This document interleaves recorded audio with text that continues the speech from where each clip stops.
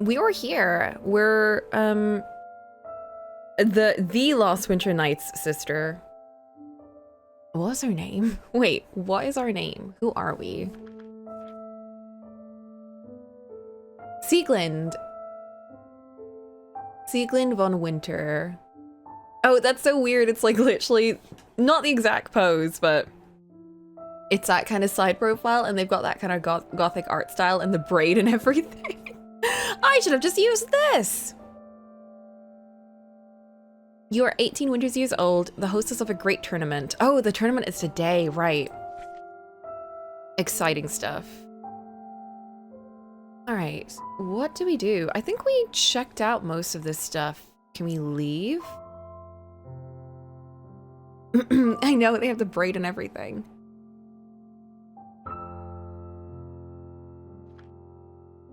How to leave?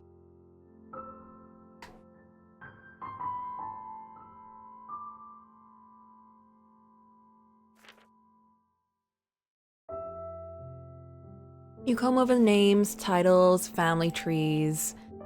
Most of the pages are florid and run on at length. Only one could be called brief. We will ensure the North stands firm, as we did through Siegmund's reign and long before. My sincere sympathy for your loss once more. Spirit's guide is soul. My heart is always hearth is always open to you, and said Tristan. Like my home? Your friend, Ernest von Heimdall. Ernest von Heimdall, a Marquess, general, and most recently, hero of the Great Ice War. Tall, dressed from head to toe in plain black, you thought he looked like an elongated shadow. You froze under his gaze and were only rescued when your brother intervened to ask about the border skirmishes at the time. You puzzle over the handwriting. The letter is friendlier than you expected from a man you barely know. More empty words. It's almost as if the letter is addressed to someone else. This is the only letter that mentions Tristan by name. Perhaps he wanted me to share it with him. But why not address it to us both? Next to yours, Rhimegrave is the largest territory that shares a border with the hostile kingdom of Ostara. It's only due to the recent peace treaty that Lord Heimdall is able to attend today. Your brother spent an extensive time fighting under his command during the war. Perhaps you'll ask him what he knows about the man later. How do I leave? I'm glad His Majesty granted my request. I just hope Tristan will accept it. Your reflection gazes back at you on the mirror. Her hair is carefully combed and parted in the center, framing the two halves of her face. She wears the finest jewels atop a pale blue gown, trimmed with white fox fur and delicate embroidery. She looks like a child playing at a lady, not the most powerful woman in the north. Before you can stop it, a lump forms in your throat. You bite down on your lip. The strong perfume from the flowers doesn't help the stinging in your eyes. The day hasn't even begun. You can't cry now, Lind. I know you miss Papa. I know he left too soon, and nobody thinks you're a worthy successor because you're useless, and... Mercifully, a sound jolts for you from your thoughts. Voices. Tristan. You give your reflection one final glance, smoothing out a crease in your sleeves, then quietly step away from the desk. Wait, I need to speak to you about something. I don't want to hear— what does austere mean again? I don't want to hear it. It's about Lynn. I said I don't want to hear it. It's the familiar voices of your brother and sis. Dame Blank. Your brother's tone is pleading, hers is reticent. You almost imagine the words being forced through gritted teeth. I hope they're not fighting again. Not because of me. Not today of all days. You hesitate. I kind of want to listen in. Oops!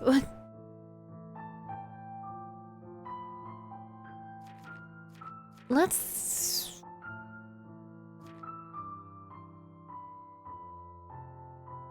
I'm gonna go greet them. You step to the doorway, catching a brief note of their conversation. Why can't you see for once in your life? The North needs someone like you, Tristan. Watch your words. Lind may be a young girl, but she isn't blind. Brother! You put on a bright smile and greet them cheerfully, ignoring the knot in your chest. Plain cold without any comfort. Ah, interesting. Oh! We have actual, like, sprites! My lady. Lynn. What were you talking about? Just reminiscing. Tournaments always bring back memories. You look stunning today, Lynn. You give him a pointed look, but drop the subject. It stings to hear sentiments that mirror your own spoken aloud, especially by those who should show nothing but the strictest loyalty to you. But it stings because it's true. Well, they never change. Blank doesn't care what others think of her, and Tristan is always playing peacekeeper on her behalf. Then she'll get angry at him for intervening, and then they'll fight again, if they speak to each other at all. You pity your brother, you pity them both. You once idolized them both, but things are clearly different between them and you now. It's painful watching them act like this. If things can change so much between people who care about each other, will Tristan ever care less about me too? Ooh, and then shit's gonna kind of hit the fan today. And you look very dashing, both of you. Indeed, they do. Tristan looks every bit the knight in burnished armor. His squire, Rowan, must have spent hours polishing it. Your sister-in-law, meanwhile, carries herself as elegantly in plate as one would in silk. I know, these are very nice portraits. Very, very big fan. You have always found it a little unfair how a warrior could possess so much grace. Were she a courtier and not a knight, she would be the envy of ladies half her age.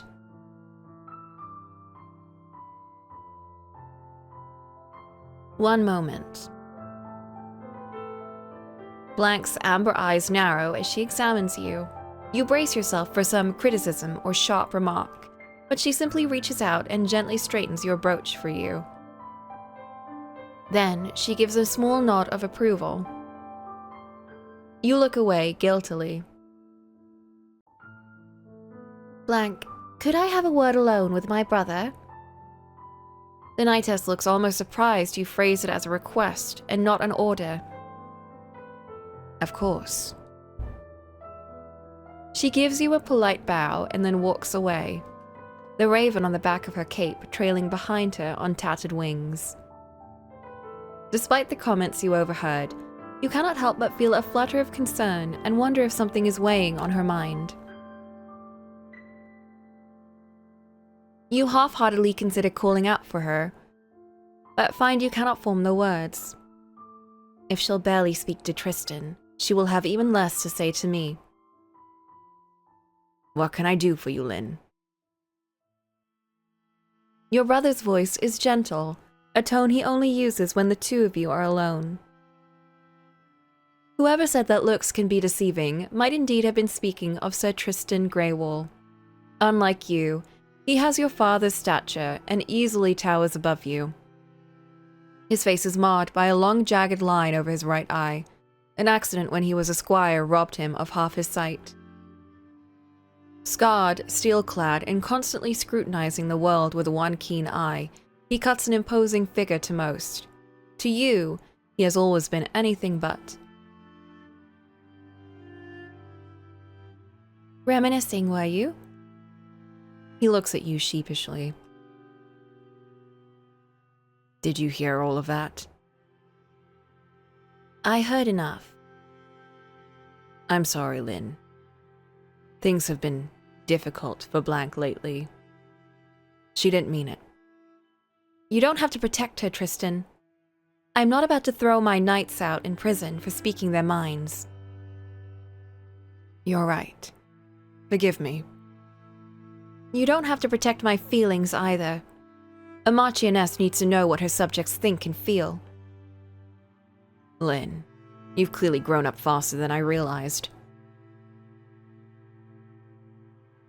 Your brother beams at you in his own quiet way. His smiles are, like everything else about him, measured and concise. You've often wondered if he sees his entire life as a battlefield. You swear he treats every interaction like it could be a threat. It only means all the more that he allows himself to relax around you. His cool blue eye looks more tired than you remember, but there's a twinkle in it now that glints with pride. You can't help but grin back. Was there something you needed? He asks. No, it's nothing, really. I was just hoping to see you before the tournament. We've both been so busy. Father certainly hasn't left it easy for either of us. I am glad I haven't had to worry about further disputes with Ostara, but there were still so many things I wasn't prepared to take over. I wish you were still here, Papa. I see. You have certainly worked hard these last few weeks, Lynn. How have you been? I'm fine, you want to say, but you can't. Not with the way your brother speaks, not with his steady voice and stoic gaze, just like your father's that stop the words in your throat and make the heaviness in your heart weigh even more. Why don't you tell me about it as we walk? He says gently. Yes. But first... Your eyes flicker over your brother's armor. Though well maintained, it clearly shows its use. It is scarred just like its wearer. It's not the suit you expected to see him don today. Did you not like my gift? Oh, she gave him the very detailed armor. You motion to the empty suit of armor on display in the solar.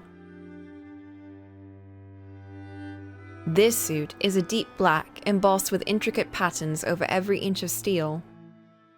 Ravens, leaves, flowers, and flourishes gleam like moonlight on a dark pond. Even the hauberk is woven from black steel rings, glittering as sunlight catches on the links. Its sash and trimmings are cut from deep blue velvet. A raven embroidered in silver thread looks ready to take flight from the cape that hangs off its back.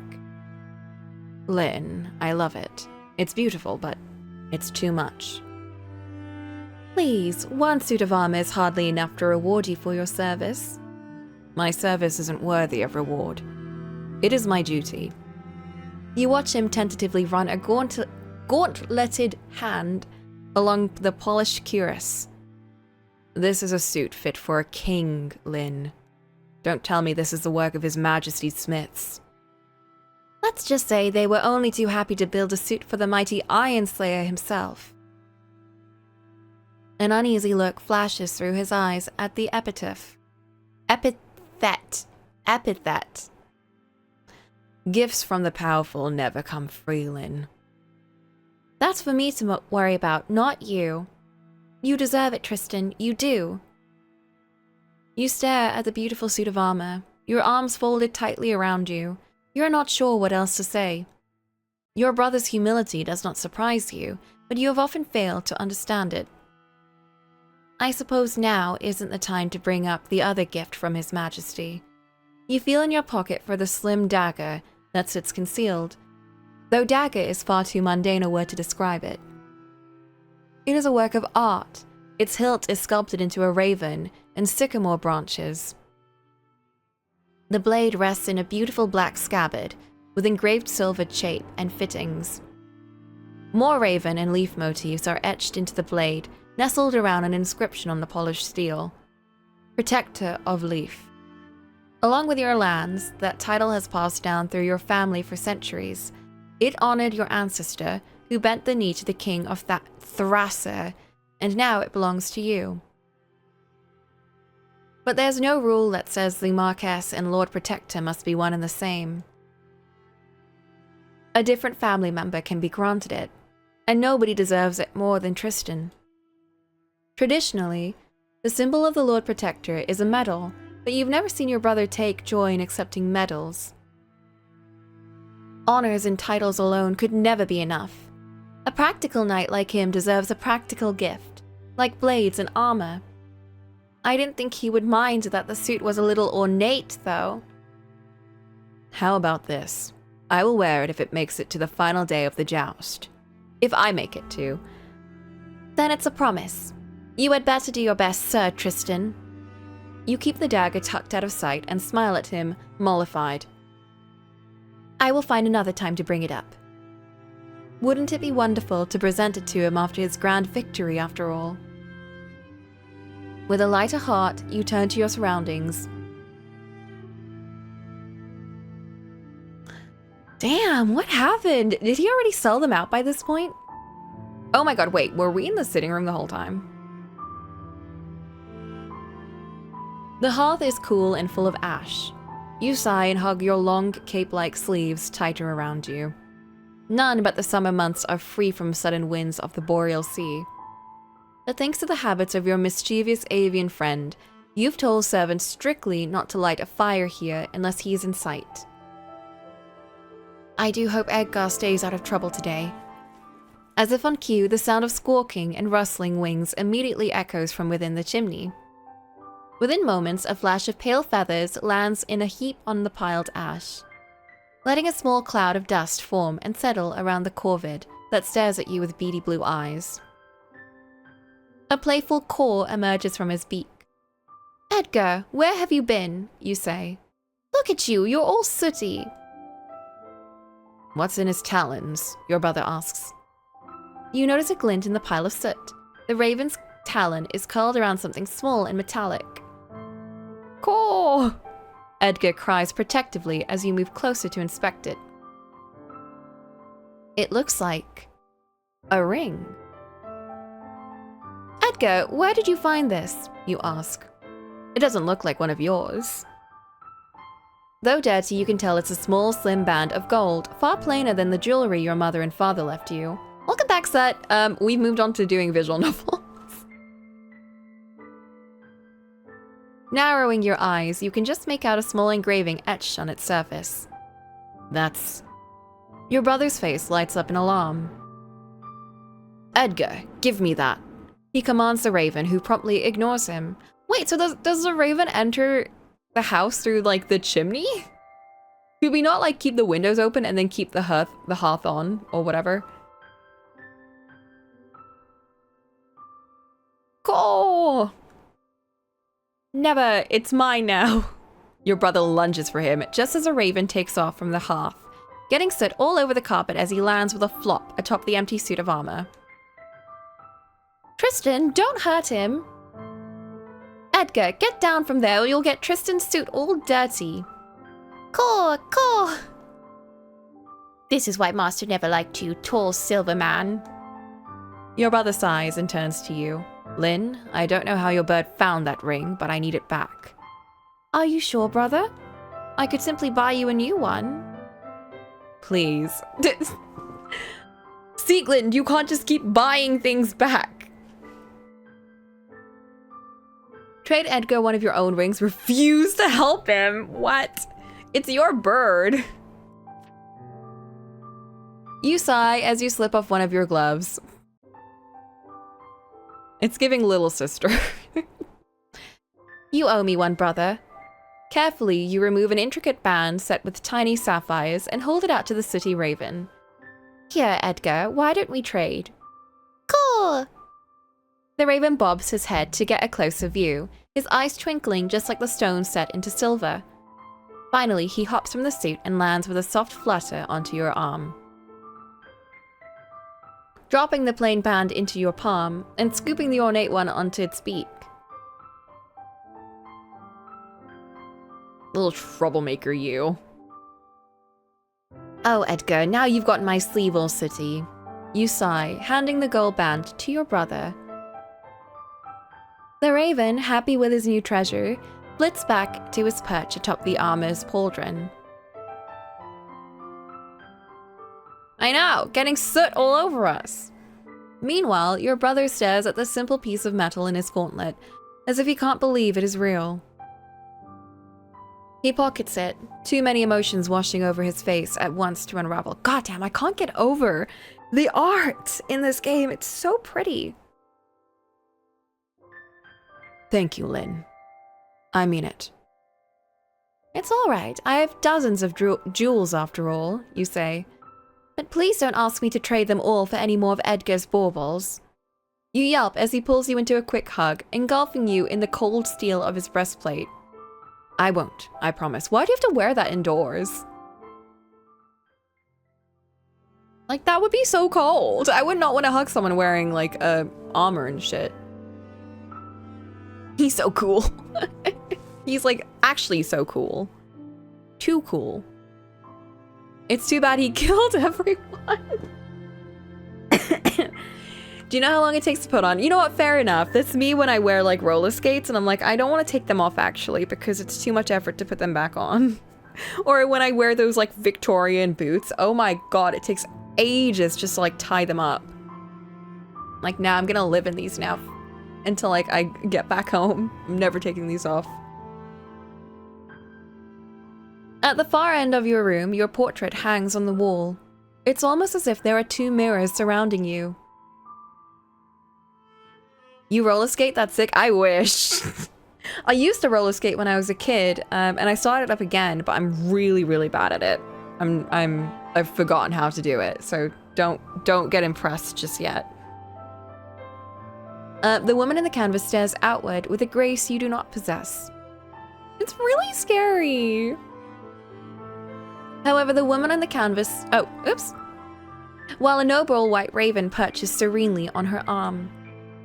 Neither you nor Edgar are that regal in reality. Your corvid friend could never stay still for that long. The artist had to paint him separately. As for you, your painting is less a depiction of you than a symbol of what you must be. The entirety of the northern territory of Leaf bows to you and your house. You, in turn, bow only to the king and his gilded throne in Thrasir, the verdant south. Your father kept you safe from the outside world, safe from all that would do you harm. But he died, all too suddenly, and now you are left alone with a title too big to fit you, the guardian of the lands you have yet to see with your own eyes. Your brother catches you staring intently at your portrait. You look older in the painting, he muses. Oh, I had the artist paint it that way. Art is meant to present an ideal version of the world, is it not? Like the images of the perfect ruler, whether or not she exists. I thought art was supposed to capture the beauty in the world. Your brother says, eyeing you gently. It is imperfections included. You laugh. You're very poetic for a warrior. Say, why wouldn't you sit with me for a painting? Your family too. I'm your vassal, Lynn.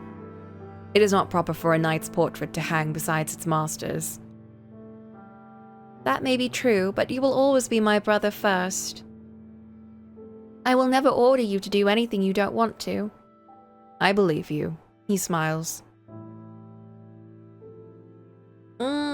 It's gonna be so sad when we see him betray us.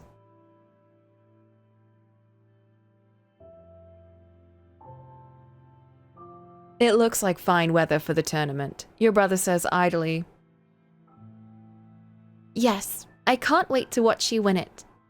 The lines around his kind eyes crease as he gives you a tired smile. I wouldn't get your hopes up, Lynn. Shadow and I haven't ridden in any tourneys together a while. I'm sure that monster of a stallion has gotten used to you by now, you laugh. After Snowflower, the mare who'd carried him since he was a teenager, perished during the war, your brother has hardly shown any enthusiasm for the sport. Oh, I sure wouldn't either. Today is special. I'm sure Tristan will be in good spirits in no time. Your eyes sweep over the tournament grounds, where a number of colorful banners flutter in the breeze. Silently, you match every crest to a house, making sure you can name the lords and territories that correspond to each one.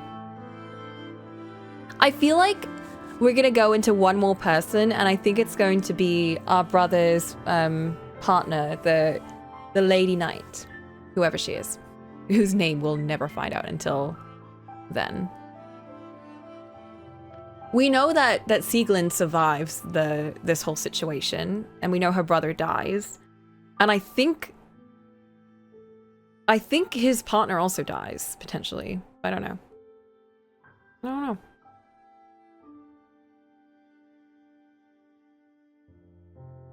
Your raven friend remains perched on the empty suit of armor, surveying the room like a small winged tyrant on his throne. Cool. Be a good boy and don't steal any more jewels, all right?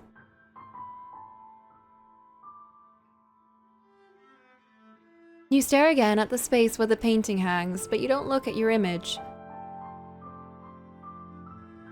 You think instead of the other painted face that used to hang there.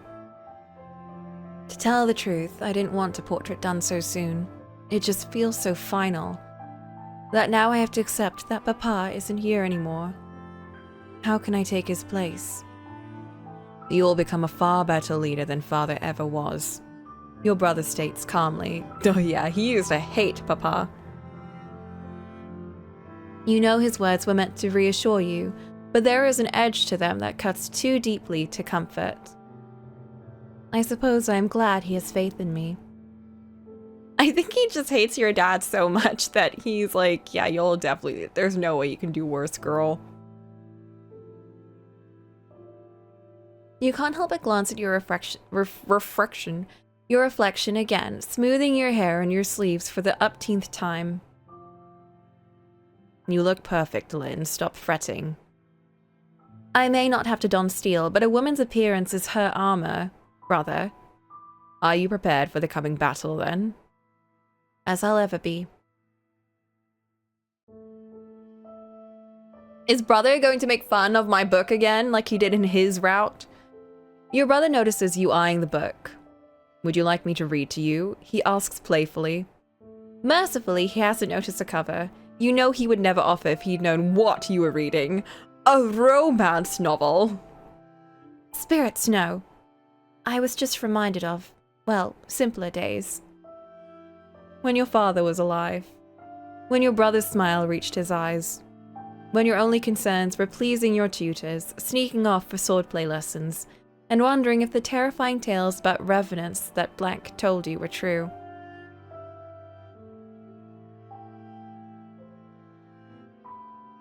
Reading old letters. I was just looking them over before the banquet. All that flattering condolences start to sound identical. How am I to remember who's who, let alone put face to each name? Many of them will be meeting you for the first time. Nobody expects you to know every detail about them.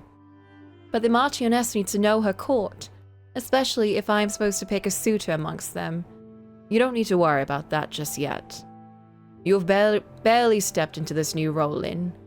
It's fine to learn how to be a Marchioness first, before you have to navigate a partnership too. You just don't think I'm ready, do you? I don't want you to be hasty. The person you choose will not only become Marquess, but someone you have to spend the rest of your life with. Brother. You can't possibly be advising me to pick for love. I can only hope for contentment.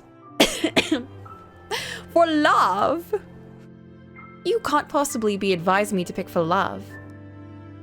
I'm not like you, Tristan. Duty comes first for me, not clinging onto feelings. You think I don't put duty first? That's not, you reply quickly. You know your brother has served your father and now you his entire life. And yet, why should I hope for romance if I'll only end up like you or father? What about me or him? We're digging a deeper hole. Isn't that why father never moved on? Isn't that why you never moved on? Whoa. From what? I'm scared. I'm gonna go with father. I don't want to make Tristan hate me more. Isn't that why father never remarried? Wait, move on from who? I thought he's already with that other girl. Oh shit, I want to go back and ask him that now. God damn it. Isn't that why father never remarried? Because he was stuck in the past? You don't need to concern yourself with his reasons. But you're the one who knew him best. Why can't you tell me? Lynn. I'm sorry. I just miss him so much. But sometimes it feels like I barely knew who he was. I will tell you whatever you want to know once things quiet down, alright? Alright. Wait, I want to know the gossip! What about Tristan? You decide to let the subject drop and turn away from the letters with a sigh. You love your brother more than anyone in the world, but having a conversation with him can sometimes feel like asking a stone wall to move. Hopefully we can speak more another time.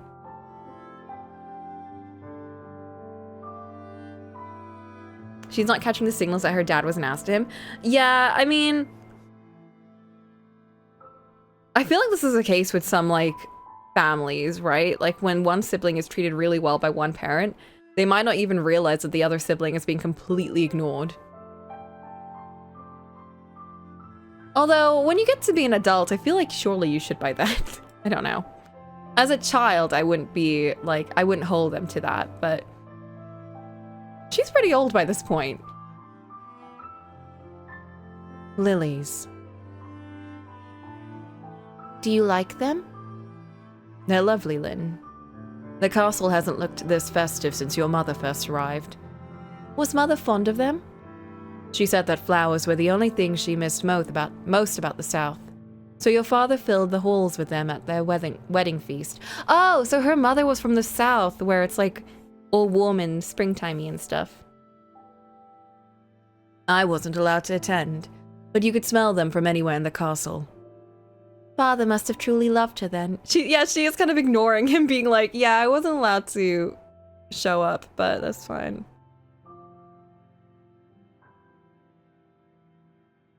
There's still time before the tournament begins. Would you like to light a candle with me then? I had a feeling you would ask. If you're not in the training grounds, then I am bound to find you in the chapel. But yes, I would like to light one for Papa. Come on then.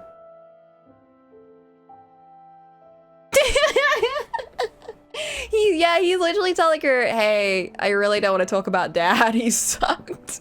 Hey, remember when he just never let me show up to events and stuff with the family? Remember how he just, like, pretended I was dead? Yeah. It's so funny doing Sieglin's after doing his and him being so, like, snippy about everything. And then Sieglin's just like, la la la, la la la, flowers. Mother wrote asking if a war might break out. Surely not right after their prince was killed. Familiar voices drift towards you as you make your way through the door. Other people! Two figures stand on the end of the hall, engrossed in conversation. One is a knight in full plate. The other is a squire around your age, dressed in a blue gambeson and hard leather gorget that serve as both armor and uniform. You don't normally acquaint yourself with the page boys and squires that serve your house. What business would they have with the lady of the castle? Like it or not, this face and flash of coppery hair are well known to you. Approach them with a polite greeting. Wait for them to greet you as decorum demands. Approach them first. How dare they ignore you? You're not sure whether to interrupt them. Keep waiting. Wait, this is so important.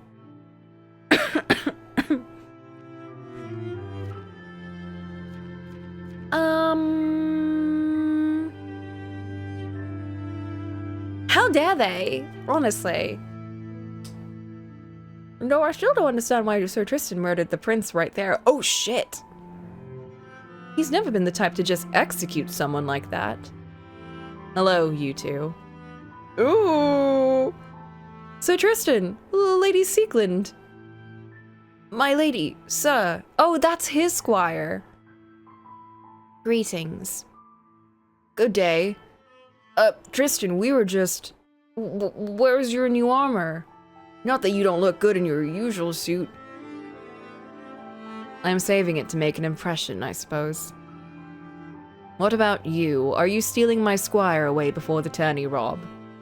No, never. We were just talking about nothing in particular. Nothing. I take it that means your preparations for the tournament are complete. Well, if my brother's horse and arms aren't ready in time for the joust, perhaps a position in the stables would suit you better than Sir Tristan Greywall's squire. To the dungeons? No, my lady. I'll see it at once. I'll make my way to the Great Hall as well. Take care, Tristan, my lady. Out of my sight. Without another word, both knight and squire exit the hall. Lynn, that wasn't necessary. Rowan works hard for both me and blank. I think it's high time she found her own squire instead of relying on yours. I didn't do anything wrong, did I? A Marchioness needs to keep things in order. Sir Robin and Rowan aren't even noble-born. Anyone who walks the path of a knight is worthy of being called one. Truthfully, you have always been jealous of your brother's squires, but you'd never admit it. They got to follow him around, learn from him, train with him, and spend time with him like you were never able to. It's unfair seeing him act like an older brother to anyone else. I'm sorry. I've just been so anxious about the tournament. I want everything to be perfect.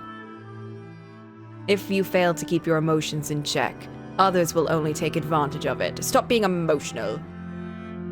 Well... Okay, Sherlock. That's easy for you to say. I'm trying my best. I'm doing my best. I'm trying my best, but I am not like you. I know that keeping your composure in front of your knights and the court is unfamiliar to you, Lynn. It wasn't easy for me at first either. I find that hard to believe. Just promise me you'll find somewhere to calm down before you start shouting at the guests today. I suppose I can do that much. Before you start shouting at the guests? Damn! You sigh, doing your best to keep your mood from souring. There will be plenty more to test your patience today, after all. Oh, hey! It's so weird seeing everything, like, all clean. The tapestry's 1,000 threads depict knights fighting off a monstrous revenant.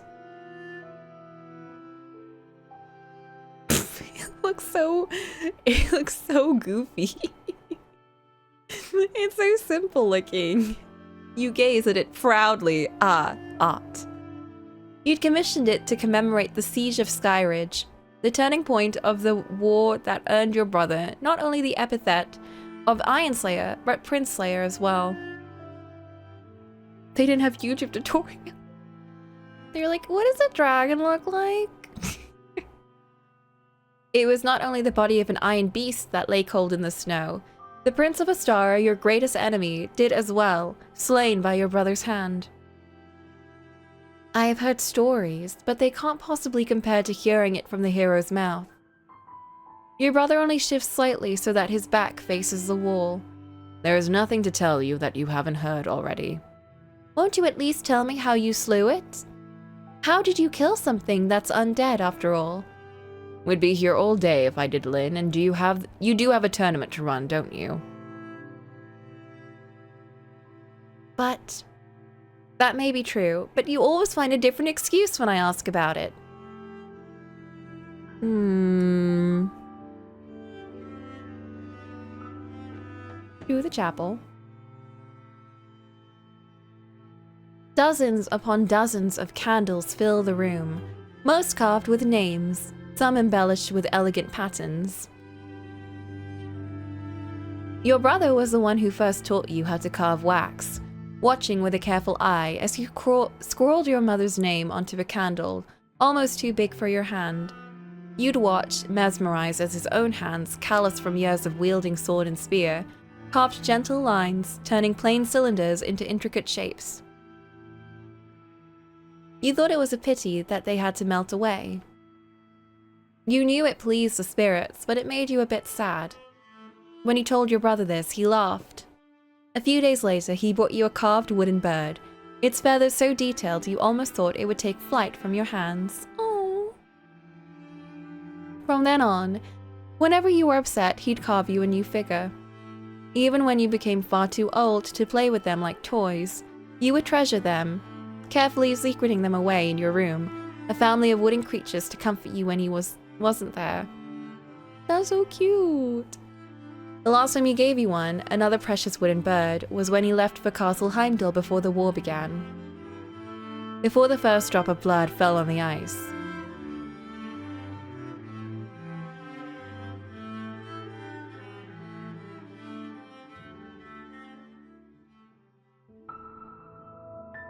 Once, there ruled a brave king named Tristram, who protected his people without fear.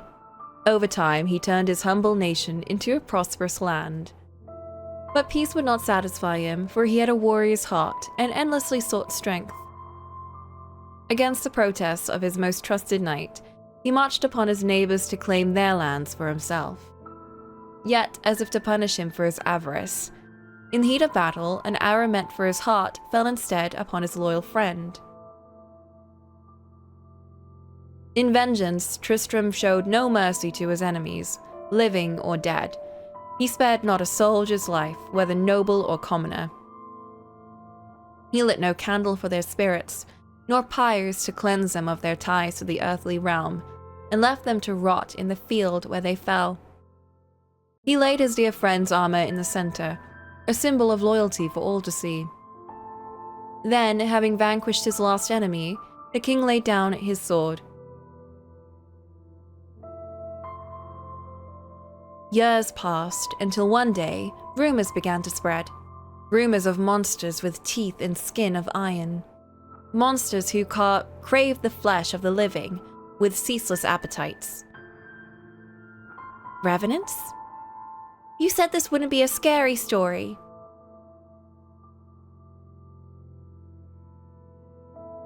What's this? Are you afraid of a simple tale? No, I'm not. Sweetheart, please. The story is supposed to help her sleep, not give her nightmares. We'll finish it another time, then. No, I want to keep reading. It's time for bed, little lady. One more page, please. All right, Lind. Y'all are so bad at this. Just one more page. A memory of a frightful tale. Also, interesting that they're using this for the stained glass. A tale of like a dumb king. You gaze up the hero painted in glass, a figure familiar from tales you've heard throughout your childhood. Tristram. Your brother's name is common enough, borne by kings and knights throughout the centuries, though Tristan is a less popular spelling of it. Still, it suits him perfectly.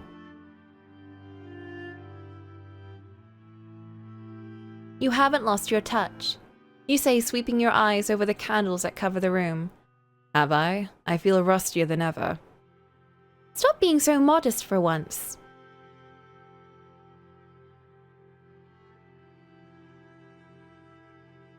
You watch your brother open the box and carefully retrieve a flint, iron, and char cloth. To your surprise, he ignores the candelabra and lights a small candle on a plain pricket instead. It has none of his steady engravings and bears a single name carved in crude, forceful strokes. Tristan. You read an alarm. Is somebody praying for you? No, not me. A different Tristan. One I met during the war. Of course, the war you never speak about. You don't know why your brother is so reluctant to mention it. War is simply a fact of life. The greatest glory comes from defending one's territory or conquering new ones. The highest honor comes from risking one's safety to serve one's king. Of course you were worried about him whenever he rode off to battle. When the Great Ice War began, then dragged into his second year, you missed him terribly, counting the days until any news of him reached Castle Greywall. But Sir Tristan was strong, skilled, clever, fearless, and above all, a seasoned knight by the time the first battle on the frozen river began. You never doubted for a moment that he would come back unharmed, and so he had. But something had changed. He had always been reserved, but now it seemed like he was far away, gazing at the world through a thick wall of glass. It was as if he'd left a piece of himself behind, buried in the snow and ash where two kingdoms clashed. You take your candle, and carved with your father's name, and place it next to his. He takes his lit one, and brings a small flame to your wick, setting it alight. Two tiny pinpricks flicker as wisps of smoke unfurl in the air. Soon, the scent of melting wax and incense floods your nose. It's a familiar scent, the scent of a prayer. A scent that always reminds you of him, clinging to his clothes like a rich perfume. You close your eyes.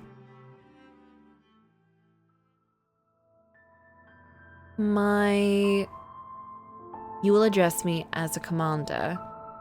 Commander Winter. Urgent news from the scouts. More of this. More sending good men to die.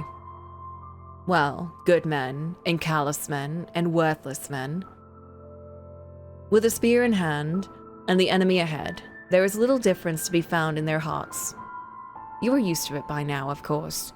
The price of power is blood. Even your own, though rarely it is yours that's being spilt. The same men who force you to fight think it's a shame you should have scars. You pay a different price. The burden of proving all these sacrifices means something. The ones who die are lucky. They're just too insignificant to know it. Damn, okay. Memory of strategy. Your brother's head is still bent when you open your eyes. He kneels on your left, his profile obscured by his roughly cut fringe. You can see the outline of his scar beneath it, a long line across his face ending at his jaw.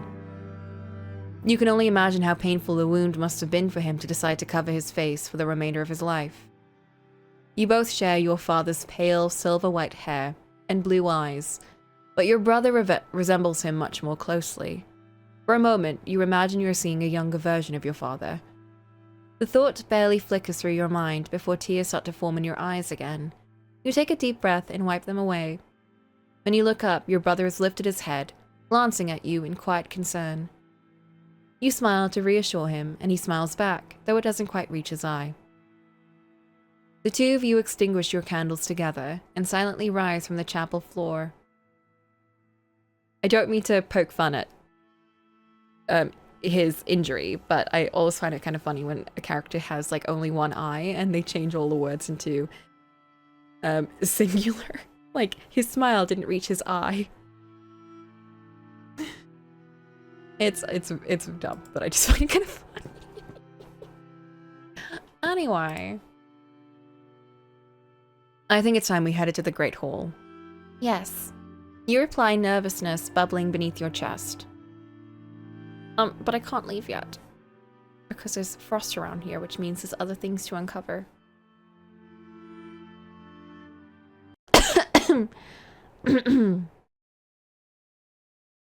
What about when something is out of Mars instead of Earth and they always go, what on Mars? What? I don't know what that is. But that makes me think of the Goosebumps episode where there's like aliens and stuff showing up, and then at the end of the episode they reveal we're going to a place called Earth. And it's supposed to be like the big twist. Like, whoa! So dumb. 3 long candles wreathed in black iron sit upon the altar. Familiar names grace the wax carved in your brother's hand instead. Vivian, Oscar, Margaret, you murmur. My mother. Blank's parents.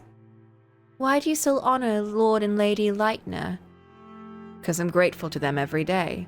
Their precious daughter would be part of my life. Just like I'm grateful to Lady Vivian for giving me my baby sister. Brother.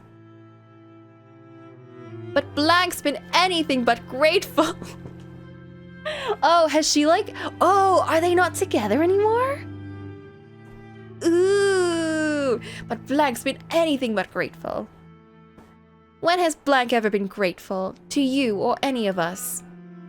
Papa spared her life, providing everything she needed, and let her train in the most prestigious order of knights. But she only treated him coldly, and now she acts like you are nothing to her. That isn't true, Lynn. You and I are both still important to her. How do you know that? You think, but only bite your lips. Imagine that after Father died, a stranger took you in, and expected you to serve him for the rest of your life. Even if he kept you clothed and fed, could that man ever replace your father? No.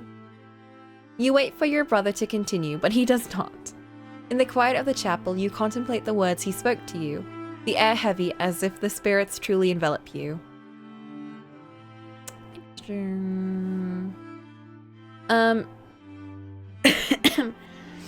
How do you feel about the moments when a character is addressing them and it's like, you have such beautiful eyes? I mean, that would kill me. Yeah, what if he's like, what if she was the one that killed the prince? Or the revenant? And that's why she's getting like upset with him.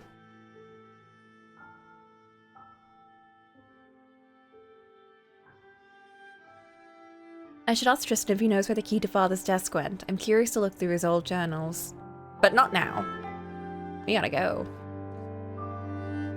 That's like saying, you two, when the waiter says, enjoy your meal. You two. Ah, Lady Siegland. You look splendid today. A voice calls to you as you tread down the hall. What? You recognize the speaker immediately. Sir Dethard. Oh, I remember him. Well, from the entries. Your father's knight and brother's teacher has always been a familiar sight in Castle Greywall. I think he was trying to set her up with his son or something. Greetings, Sir Dethard. Commander. Greywall. The older knight's easy smile vanishes as he regards your brother. Was he the one that we killed? I mean, that we ran into in the dungeon? The skeleton? It is tournament day. Nay, the greatest tournament in the north today, and you are dressed like this. I am dressed as what I am, a knight. A knight who represents the House of Winter and her ladyship's honor, boy. Though I suppose it's a good thing you recognize you're a knight and nothing more. Okay. What's with the sass? For a moment, you don't know what to say. He did tell us to not...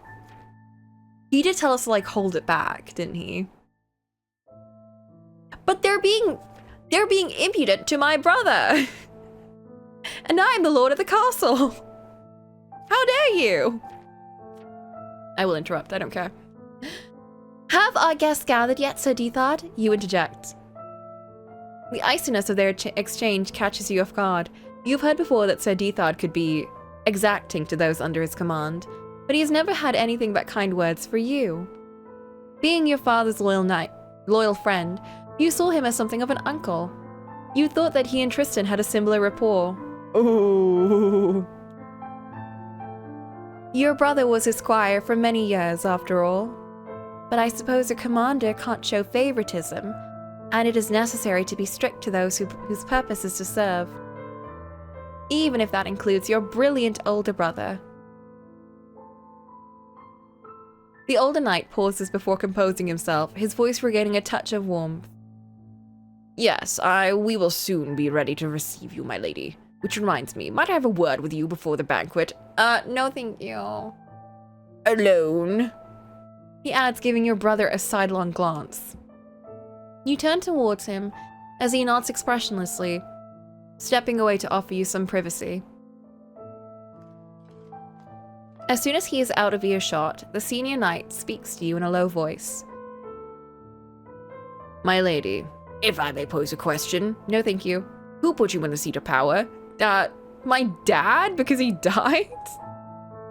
Well... Oh. The king. I respect his authority. Oh no, he's gonna be like, it's your duty then to have a partnership with this person. The king.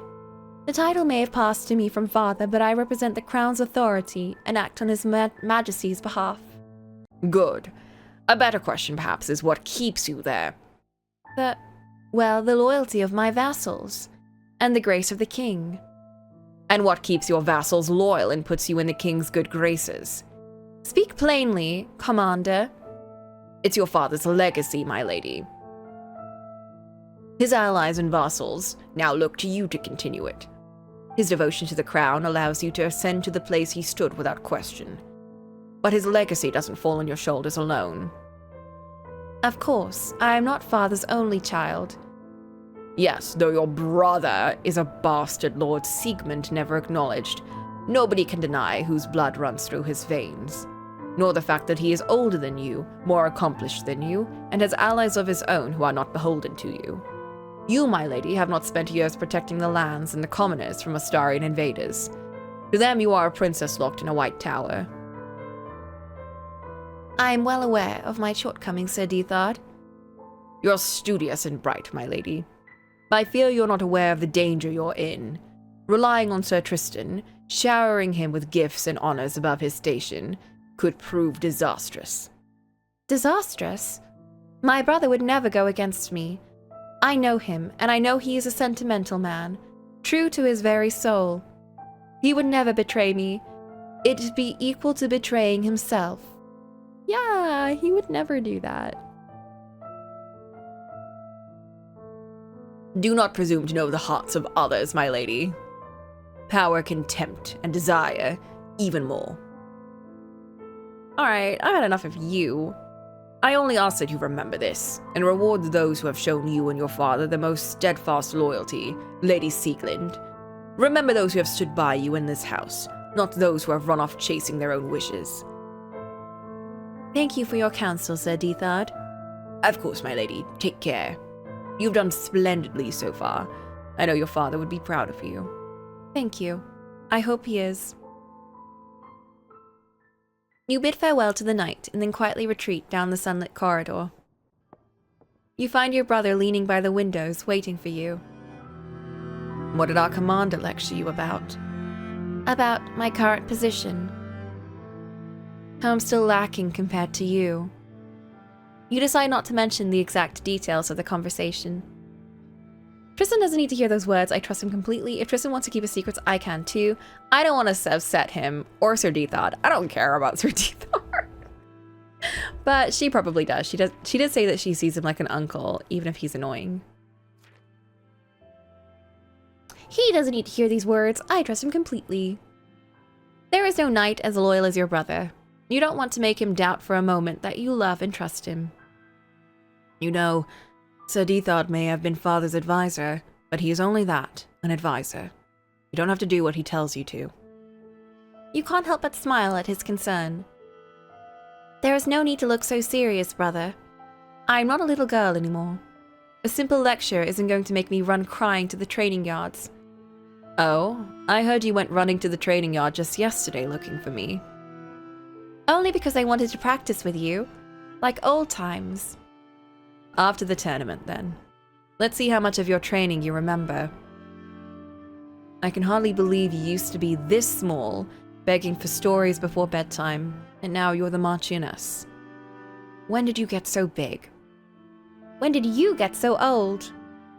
That's not... No, you're right. You're basically dead, brother. 33 is old. Basically dead. Practically a relic. Do you think I can retire soon? I'm afraid not, Sir Tristan. Your Marchioness still needs you. Fine, if my lady commands it. Your laughter echoes softly down the sunlit hall. A small part of you wishes you could remain in this moment forever. This calm before the storm that awaits you. You remind yourself that even after all that's happened, not much has changed. The tranquil times, the smiles, will always be there too. Right? Right. Yeah.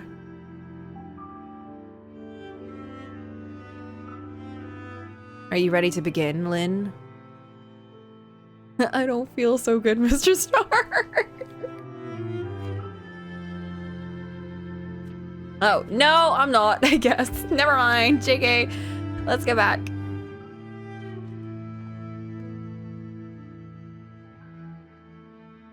As you approach the suit of armor, its visor unhinges with a noise that sounds suspiciously like a caw.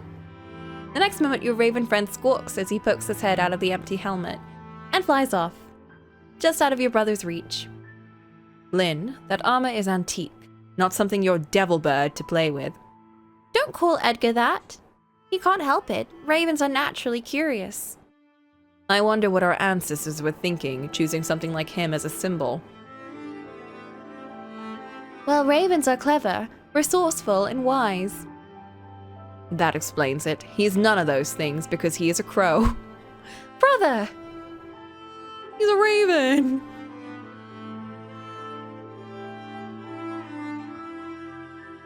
Oh, this is a person!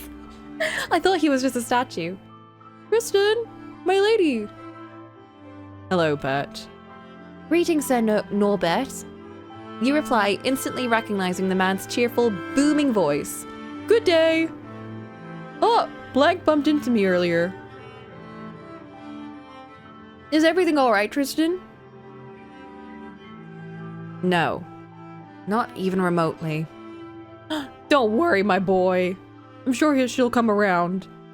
I still remember when you were Deathard squires, how you'd follow each other like lost kittens. Enough about me, Bert. How are your children? My eldest is competing today under Heimdall's banner. If you face him, don't hold back. I remember him from the siege. You must be proud. Indeed, the blood runs thick in your family. Ha! Too much so, perhaps. My youngest girl says she wants to become a knight as well. Well... Nah, she'll grow out of it. She'll stop having these womanly thoughts. That's a fine idea. Well, why not? We can have her train under the winter nights. Dame Blank can mentor her. Lynn, hold on. Training a squire takes many, many years, and no small sum. You'd have to provide her lodgings and clothing, equipment, armor, a horse and more for at least a decade. And counting on Blank may not be possible. Is that all? That isn't nearly enough to strain the treasury. And if Blank can't, fine. So Deathard trained the both of you. There's no reason it has to be a woman. He's the last person I trust for the young. Ooh. Wait, Tristan. Spill the tea. I'm very grateful for your offer, my lady, but my daughters are still very young. Yeah, I think we should... Maybe... I think he shouldn't be allowed us as well, to be honest. I know, brother knows everything, and he tells me nothing. Even when we were with him as a dead Skelly boy, he didn't tell us shit. But, I mean, I guess he didn't have any memory, but still, he should have told us something. Time will only tell what path she chooses. Of course, Sir Norbert. Just know you have my support. Well, I'll see you both again soon. If we're opponents, Tristan, may the best jouster win. Likewise, Bert. The older knight exits the hall, humming as he clanks, leaving you alone with your brother again. His pauldrons relax once the other man is gone, as if letting go of a breath you hadn't realized he'd been holding. They use the fanfic line. I know it's a normal line in books, it's so well known in fanfics. Not that I read fanfics all day or anything. Guys, don't be silly. How long have you been here? How many weeks have you marched now? Oh, this must be Tristan. Oh. Oops. How long have the banners hung outside your tent as purchase for the ravens? You were once fiercely proud of your house's symbol. Now you see the birds as an omen. Beady-eyed corpse eaters that circle the field, knowing that no matter whose army wins or dies, they'll feast well. Hey, the ravens are just doing the circle of life. It's not their fault that y'all are killing each other. They simply are making sure that no dead body goes to waste. If anything, we should be happy about that. Twilight leaves the sky clouded and bruised purple. Yesterday's sky was the same. The slow tide of war makes the days bleed one into the next. Sunrise into sunset into sunrise again. That's me, #1 Raven apologist. Leave alone. They haven't done anything wrong. Battle is the only brief and bloody interlude between the long days and nights that comprise the campaign. They covered me in soot. How could they? That is their worst crime. After battle, death. Is this the glory you dreamt of? Is this what they saw? A memory of ravens. Brother, your memories are all depressing. You need to chill. Your brother carefully wipes soot from the helm. There you go, Rusty. Shiny as ever. Who's the one playing with antiques now, Tristan? Don't you remember? You used to look adorable, pretending Rusty was a real knight. That was ages ago. Yet for a moment, something seemed to glint within the helmet, twinkling like an eye. I'm so nervous, I'm seeing things. Lynn, are you alright? You look like your spirit drifted away momentarily. Oh, I was just admiring the banners. The ravens aren't going to fly off them, you know. Come now, I wasn't staring that hard. Huh, seems like there's still something else. The door to the night storage room lies ahead. Well, well, well, look who's playing Warframe. Interesting. It almost feels strange to see the place stand in relative calm. The weeks leading up to today have seen your servants, stewards, and knights bustling about in a flurry to fulfill your instructions. You're grateful everyone's worked so hard, you warn them of the consequences of failure. Oh. I kind of want her to be like a bit of a menace. Let's go with grateful for now, just for now. Gratitude is not part of your duty. It might in fact be a weakness, but your father's cool regality was something that didn't come naturally to you. You can't help but be thankful the servants continue to work diligently, even in his absence. There is nothing I need from the night storage. I just hope they haven't left it in a mess. We do not care enough to go in there. Perhaps now? I am ready. Your brother pushes open the heavy doors and walks in ahead of you. The hall is filled with the stench of blood. Red paints the wall, covers each frame and banner, and soaks into the carpet beneath your feet in a river of death. Screams wail and pound into your skull. Oh. Lynn? Lynn, are you alright? Yes, I am simply a bit nervous. Okay.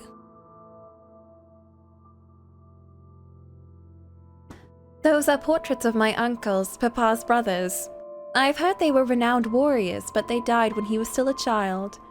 I wonder if that's why he never trained as a knight like them, or Tristan.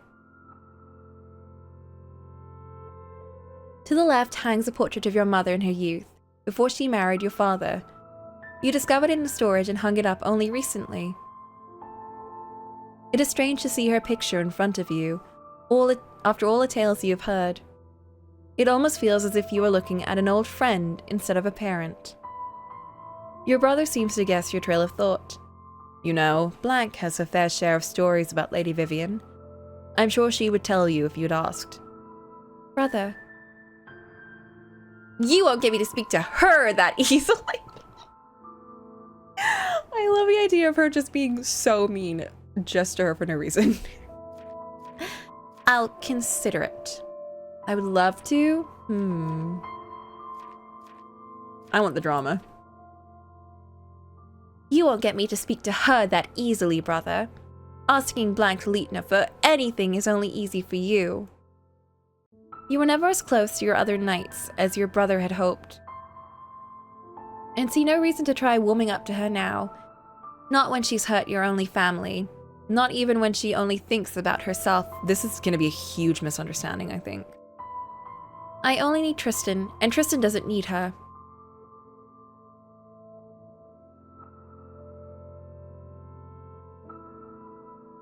R.I.P. Well, it is time to begin. You have nothing to worry about, Lynn. Brother, are you okay? Brother, you're kind of bleeding all over. Your brother motions for you to walk in front of him as a servant announces your arrival. You'd planned ahead of time to have him announced as your knight, a hero of Lifthrasir. Your brother, he's your only family. Oh. Oh. I feel like she would want to say her brother, but I know that he would want to be announced as a knight. But he also doesn't seem to care too much about his accomplishments, so maybe he would prefer his as brother. Lady Sieglind von Winter, Protector of Leaf, and her brother Sir Tristan Greywall have arrived. A sea of faces surrounds you as you step into the light of the Great Hall. You stand up straight, trying to make yourself a little taller, trying not to lose yourself in the tide of voices. You try to paint a practiced mask over your face, pretending for a moment that you're on your own, that you're your own portrait hanging from its gilded frame in the solar. Is she truly of age? She looks like a child. What will your Starians think? A little girl is protector of the North. What was Lord Siegmund thinking? With a son right there. Better a damsel than a half-blood. I'm right behind you, Lynn. That's right. Tristan is with you, and you have prepared for this, Lind. Papa is watching too, from beyond the shore. You have to make them proud. My lady. Oh. My lady. Enough. I'm here to do my duty, nothing more. Your other knight swiftly approaches and takes her place at your left, mirroring your brother, who stands to your right. She can stay if she must. I'm glad she's here despite everything. No matter how you feel towards her, Blank is still your knight, and her familiar presence calms you just a little. The idea of her just like going into full teenager mode. I guess you can stay here. Fine, I guess. Hi, Alti! Having the two of them at your side, keeping watch over you, makes it almost feel like old times. Almost. I'm audio off because I'm in public, but I want to check. Tell Alti that they're stinky doo. I'm joking. Tell Alti I said hello, and I hope they're doing well. Your knights can't help you with matters of the court.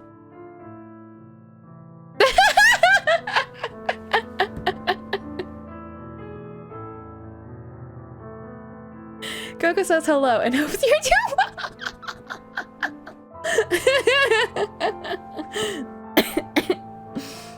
Thank you, Sut. You ignore your feelings, put on the warmest smile you can muster, and begin to greet the guests that approach you.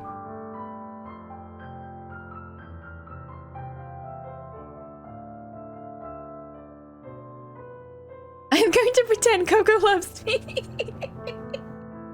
I do, Alti, I do. You can't hear me, but I'm saying it and it's true. We must accept that she hates us all. Or maybe just me. No, I hate you all equally. I mean, love you all equally. Despite your best efforts, you're simply unprepared for the sheer number of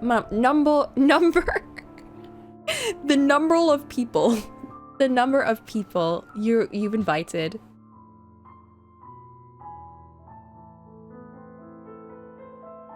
She does love Alti. She does. Their names and titles overwhelm you. You stumble over greetings at first, narrowingly avoiding insulting a countess, thanks to your brother's intervention. I do love Alti. I do. If I say it enough, it will be true. I'm definitely not peeved off that they didn't watch the Sheep Detectives with me. I'm not upset at all. I don't hold grudges. His presence thankfully has a calming effect on you, and you manage to retain your composure through the rest of your conversations. Though you are doubtful you've managed to impress anyone through them. Plenty of lords badger your brother with topics surrounding the neighboring territories, and the conflict with Astara. Though he tries to make room for your input, you have little of note to add. You sense something like pity from Blank, though she barely speaks a word throughout. Goddamn. I'm sorry. I'm so obsessed with I just want to eat the art in this game. It's so pretty. What feels like a century passes before the deluge of perfumed lords and ladies slows down to a trickle, finally giving you space to breathe. She's so cool. Now you take in your surroundings, the fruits of your effort, and I'm sure Lind would be like, ugh, so annoying. Thinking she's so cool, and she's like, she is cool, but I'm never going to tell her that. The Great Hall is a dazzling sight. Morning light streams through tall arched windows, shining upon every surface. Fan is proudly displaying your raven, and sycamore crests adorn the walls. Gilded vases of lilies and irises fill the room with spots of color, as bright and bold as the aromas that waft through them. The long tables on the side of the hall are laden with food and drink, attended to by dutiful servants in blue and white. The mix of scents and sights washing over you nearly relieves you breathless. And the people. You don't remember the last time you saw so many people at once. The ordinarily grey, empty hall is flooded in sound and color. Lords and ladies dressed in fine fabrics and glittering jewels sparkle like sunlight on the boreal sea, speaking and laughing and whispering everywhere you cast your gaze. I don't know if Alti's out today, but Alti was like doing some plein air drawings and they look phenomenal. I need Alti to share them. Wait, look at that! Oh my goodness. And this one, I think you did this one like in a nighttime scene.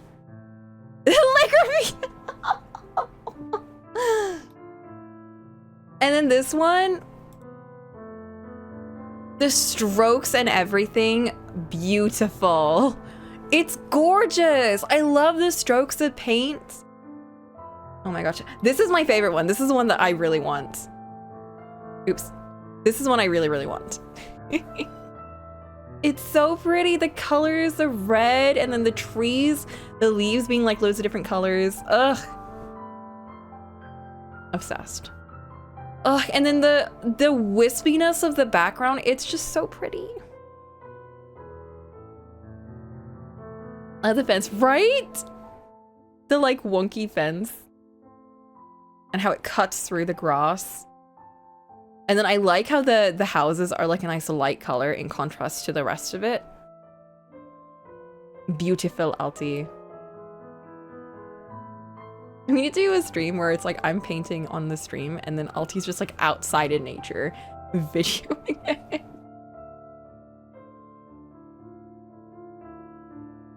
Amazing work. You can't hear this, but those are my thoughts. Thank you, Sut. This is how I feel about you not listening to me expressing my joy.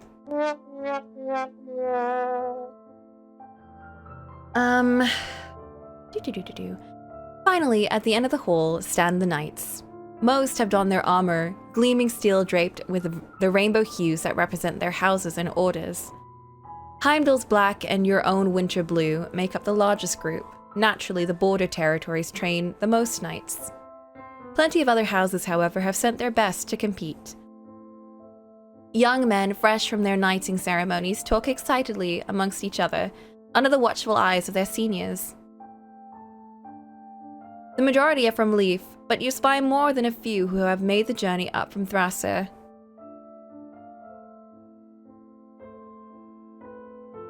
It feels as if today, the entire kingdom acknowledges or scrutinizes you.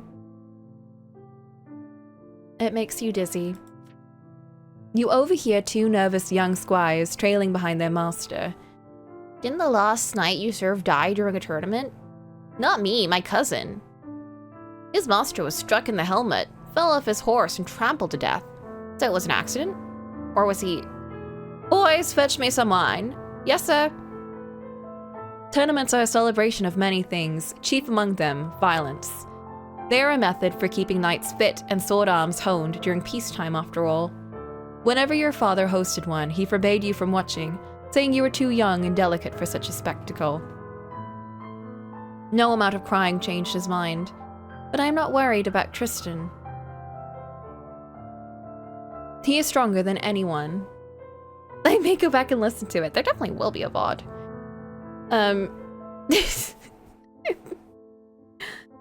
Flint, you're being too good of a scribe in this situation. You scan the hall again for a flash of gold or purple. That is also on the gates. Thras's royal colors, but spy neither the prince with his famous helm of golden antlers nor any of his knights. Even that Prince Raymond himself didn't come. I thought at least the royal knights would. The smiths hinted as much when I commissioned Tristan's armor. But the king did say His Highness is fond of theatrics. Perhaps he aims to arrive fashionably late and make some kind of grand spectacle. I should make sure to act surprised if he does. You're doing well, Lind. Ooh. Nothing to say. Over there is a prince. Is that the Prince Slayer? How formidable. Formidably handsome! A few of the younger ladies hover nearby, glancing at you and your brother behind silk sleeves held to rosy lips. Some whisper as if daring each other to step forward, but none look willing with Dame Blank nearby, like magpies shrinking under an eagle's gaze. You bite your lip. You'd expected the appraising gazes that have been directed your way, but it's an uncomfortable feeling watching the same looks fall on the person you care about most in the world. Tristan is a private person, but that's never been enough to stop rumors from spreading. Even before he became a hero. Thankfully, no lady would be bold or senseless enough to approach a married man. Marchioness! A thundering voice ruptures your thoughts and your moment of calm. It comes from a middle-aged man clothed in dark green brocade and the heavy scent of spices and perfume. Whoa! You dimly recognize him as one of your father's friends. The man had hardly changed from when you last saw him as a child, leering at you over a hand of cards. With him stands a slender young woman, who shares few similarities with him save her emerald garb and wheat-colored hair.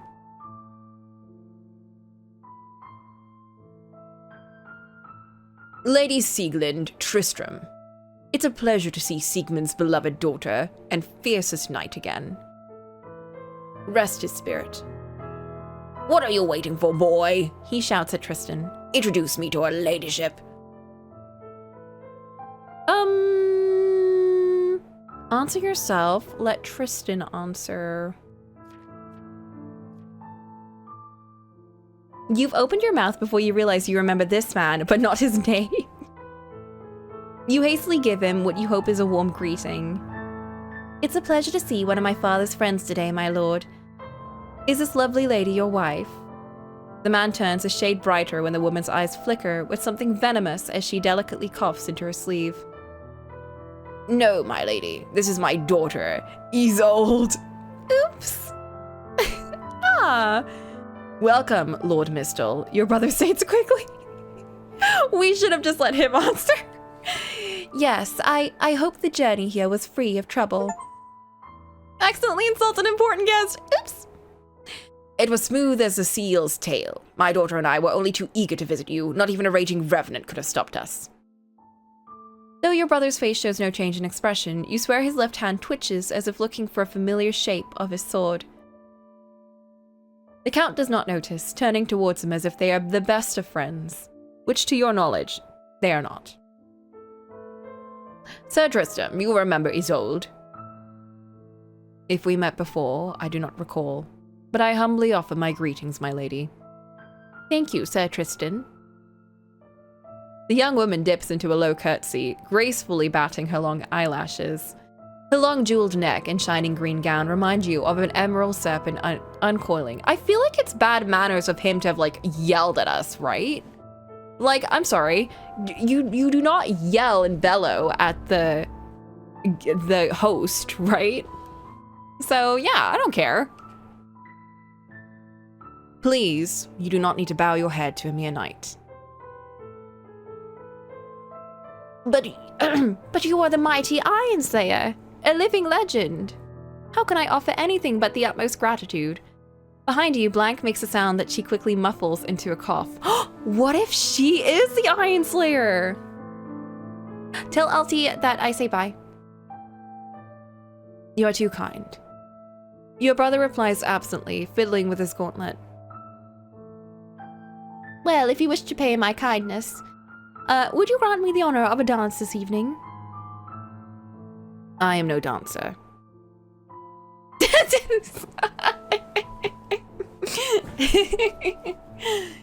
I fear I would only cause you embarrassment. Oh, what about a game of chess, then?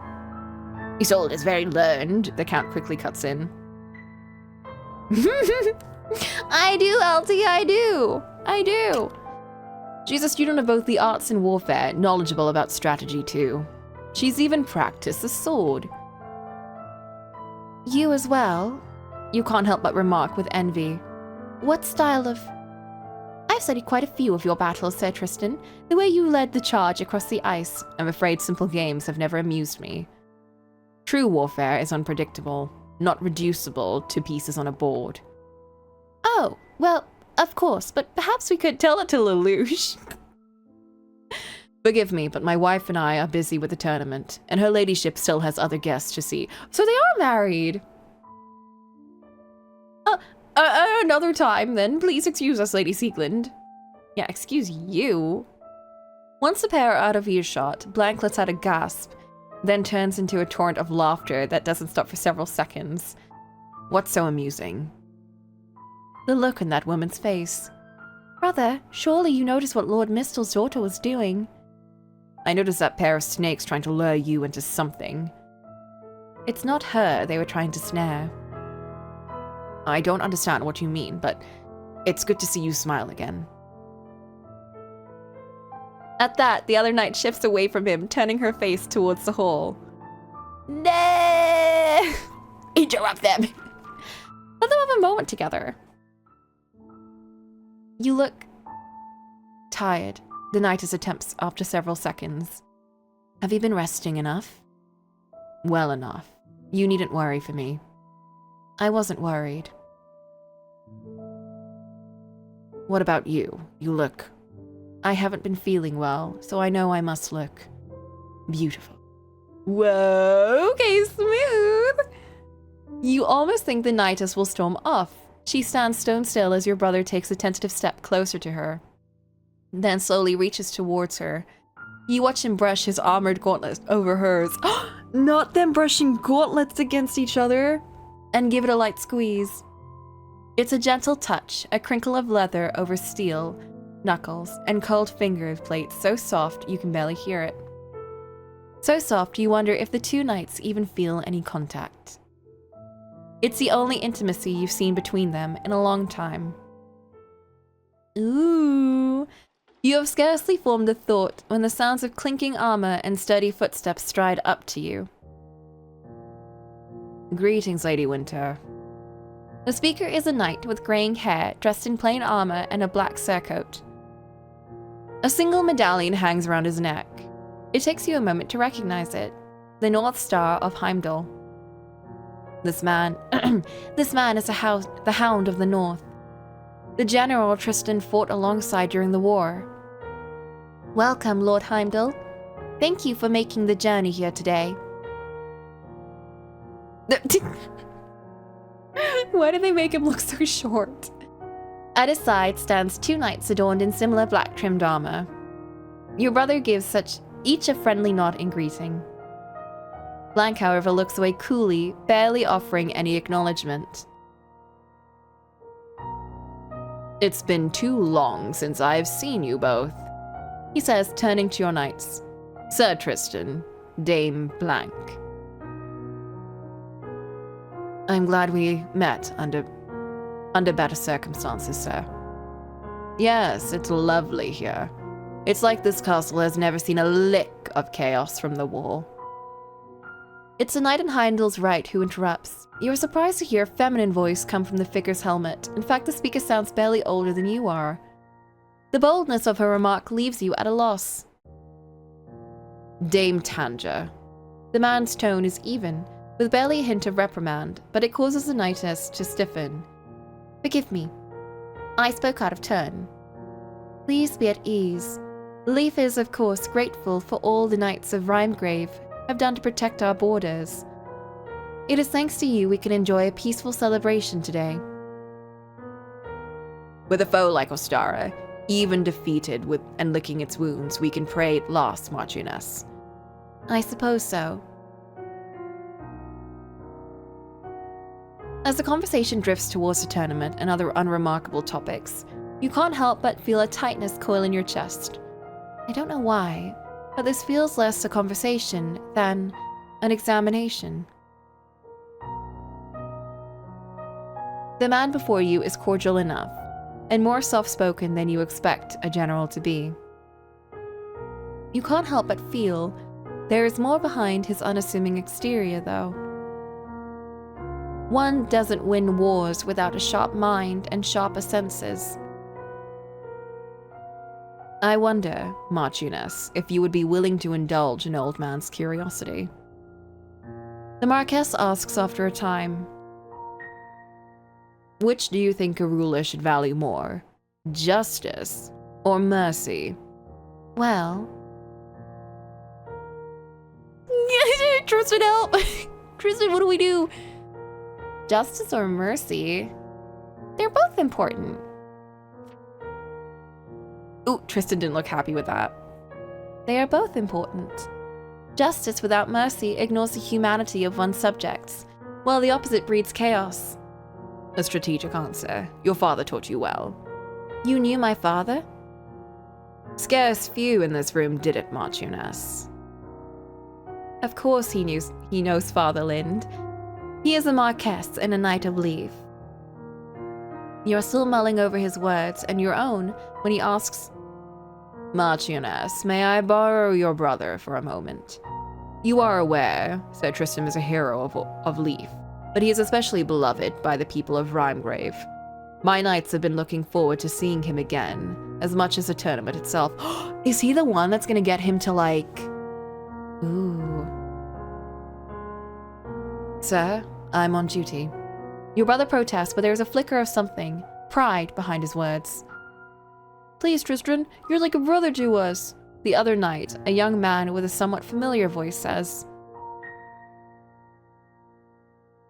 You're not the only knight Lind has, remember? Blank says, speaking for the first time. I can look after her while you have your little reunion.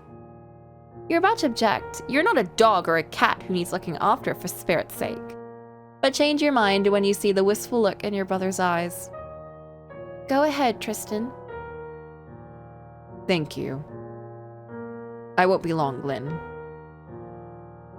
Oh, brother, you're gonna learn about tales of deceit and lies. What's a blank for? Like you're supposed to fill the name in, or is it just showing you don't know who that is? It's that we don't know who she is. We don't know her name. For some reason, I don't know why. I don't know why we don't know her name, but we don't. As you watch him follow the other knights, the next noble eagerly walks up to you. Interesting that it's not saying she then. Well, it's because we the reader don't know who she is, but they do. And our character does. It's just like, for some reason, in the retelling, we're just like not seeing the word.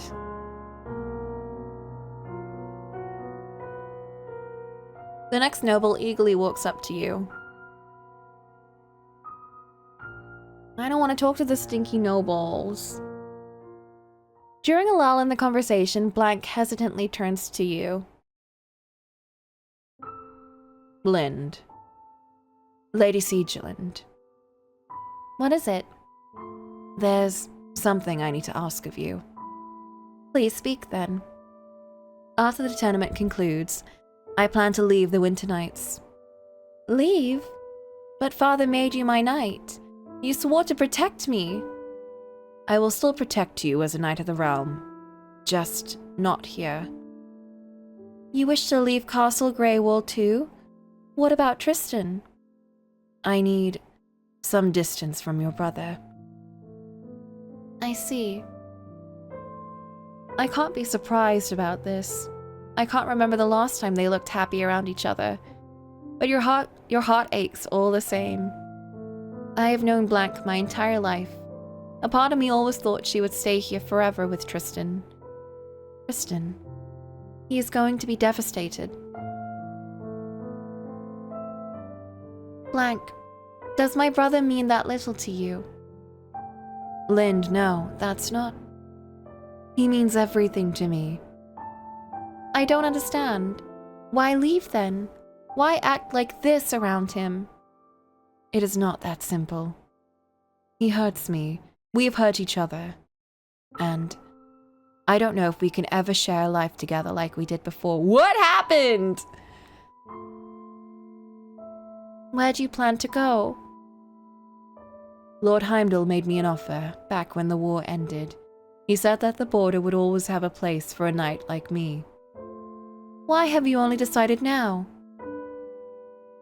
I thought that things could still work between us at first, but when they didn't, well, Lord Siegmund would only find some way of forcing me to stay. But Father always favored you. You were like a daughter to him. Your father had a peculiar view of family. He made many promises to me and your brother, but never fulfilled them. I hope you understand that I could never bring myself to see him as a father. Not like the one I lost. Blank breathes a heavy sigh as her gaze falls. I suppose nothing I say can convince you to stay. I am sorry, Lind. You stay silent as you consider her words.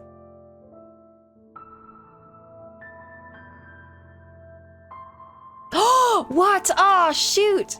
Why don't I know your name? Wait, I can click that! They let me click that! I thought they wouldn't let me click that. Lind, what's wrong? You know my name is Blank. No, say it again. Blank.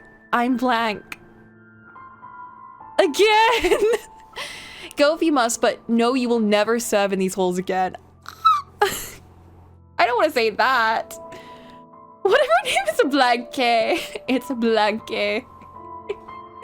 That's like when me and Sleepy played Pio Fiore and we named the character Redacted. No, we named her first name Blank. No, her first name was Redacted. And her nickname was Blank. Because she was like a nothing character. So we were like, it doesn't really matter what her name is. And her actual name was Lily Adored.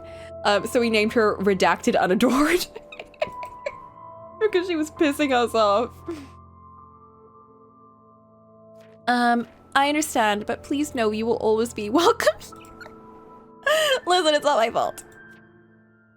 She deserved it. She was the worst. I understand.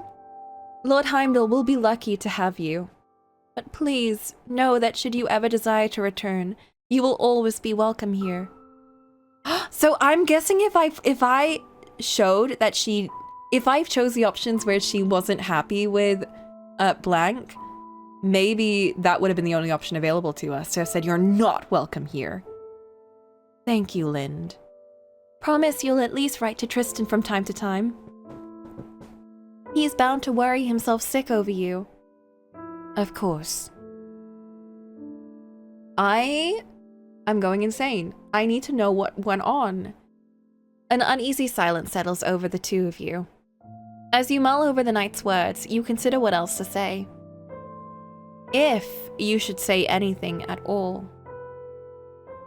Ask about your mother. You have nothing more to say. Ask about your mother. Tristan did tell us about that. If blank truly plans to leave after the tournament, I don't know if I'll get another chance to ask. And Tristan did encourage me to. Blank, if I may ask, what was my mother like? I was only a page when she arrived. I didn't know her very well. I see. What did you expect, Lind? My lady. Lightner? Commander. The knightess gives a brief bow. Ugh, you... Stand up straight, girl. Is that any way to greet your superior? Try again. Why are you commanding people in the middle of my party? She stiffens, faces the commander, and gives a deep bow, all while keeping her gaze lowered. In just one motion, it feels as if the spirit seeps out of her body. As if an entirely different woman from the one you've known all your life now stands before you. Despite your indifference towards her, you've always thought of blank as a proud knight and fearsome warrior whose strength could only envy. It unsettles you to see her freeze when called. Do you intend to make a fool out of your order, Lightner? The commander barely gives her time to compose herself.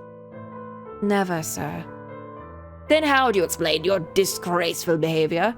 A witch knight carries himself with dignity.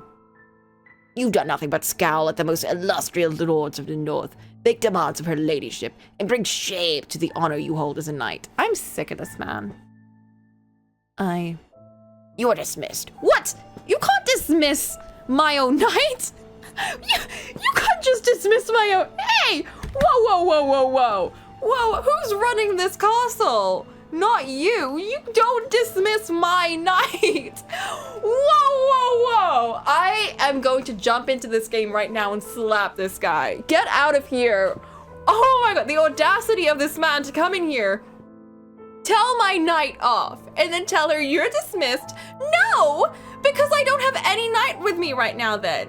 Because if she goes, then my brother's already gone too, and they'll have no knight with me. No! Fuck off! Oh my god. This man is pissing me off. Compose, compose, compose. I would not be strong enough for this event. I would be screaming. I would be screaming. Run off and grovel after that boy, wherever he is. If he still lets you into his bed. Ew! You do not speak this way in front of a ladyship. Understood, sir. No! Without another word, the knightess trudges off, gauntlet curled tightly at her side. No! Get back here! I am gonna kill someone.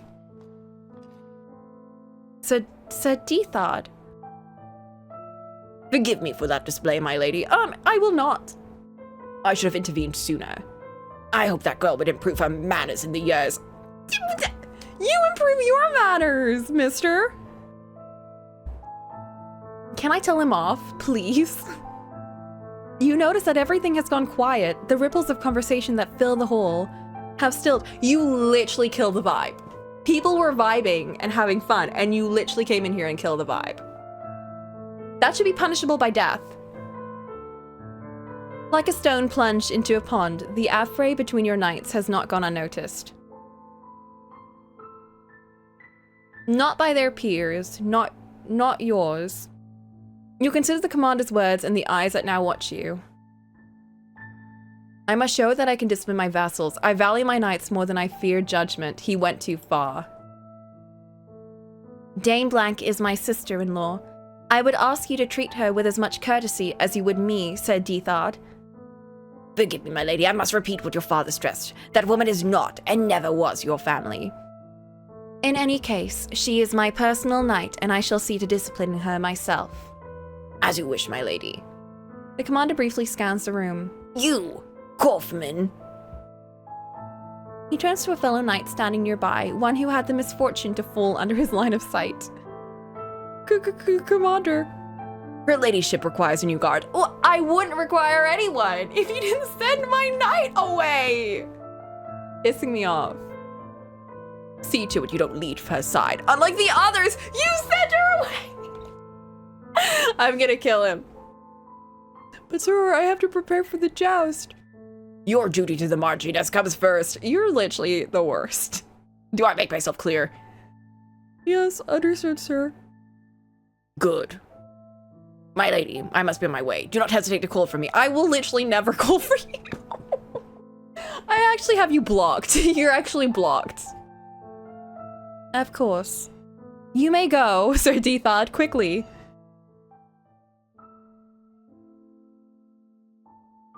As your guests begin to mingle among themselves, a number of disapproving whispers reach your ears. Truly soft-hearted. What can you expect from a young girl? The Marquess would never. It seems your guests have decided that talking about you is more stimulating than talking to you. You suppose you're glad Sir Dethod has granted you a small reprieve. You scan the hall and after a few moments spot your brother standing in the courtyard entrance. You know what? Maybe it's for the best that they all died. Waving farewell to a group of black-draped knights. From that distance, you doubt he heard the commander's outburst. If he had, he'd be rushing to Blank's side by now.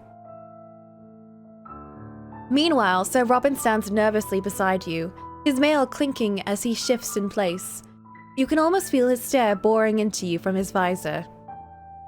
Despite how much you usually envy him and his sibling, right now you only feel sorry for him. Don't worry about me, Sir Robin. Go ahead and prepare for the joust. I will make sure Sir Dethod doesn't give you another earful for it. But my lady, I can't leave you alone. I won't be. Tristan is right there by the courtyard, see? I will go to him immediately. The young knight has a decency to at least pretend to consider it a few seconds. At least allow me to escort you that far, my lady. He walks with you through the hall, saving you from any more interruptions. You nod gratefully to him before he bows and hurriedly shuffles off. Then you look towards your brother, still standing a distance from you in the shaded courtyard. Tristan. You stop. He's not alone. You hear voices, his and hers. For a moment you freeze, uncertain whether to call out, but the intensity of their conversation makes you falter. Unsure of what else to do, you slip behind a pillar and wait. Blank. You didn't read my letters, did you? Ooh, drama. I don't want to hear anything you're too afraid to say out loud. Afraid? You're the one who keeps running away. You're the one who avoids me every time I try to tell you. You're right. I am afraid. I'm afraid that if I look into your eyes, if you beg me to stay, I will lose every drop of resolve I still have. So please, don't. Blank, I know you want to leave. I know Lord Heimdall made you an offer. And I'm taking it. I should have left years ago. I'm going, with or without you. Take me with you. What? Brother! This is the biggest betrayal. He could kill everyone, but this right here, biggest betrayal. You're gonna leave me alone with all these assholes? I can't believe this. Take me with you. Let's go together. We can have a new start. A new life. At that, the knightess turns around and strides right up to him. For a brief moment, you wonder if she might embrace him, but she slams into him mercilessly, forcing his back against the wall with a metallic thud. Ooh! Grabbing her claymore by the hilt, she lifts his chin with a pommel, forcing him to stare down into her eyes.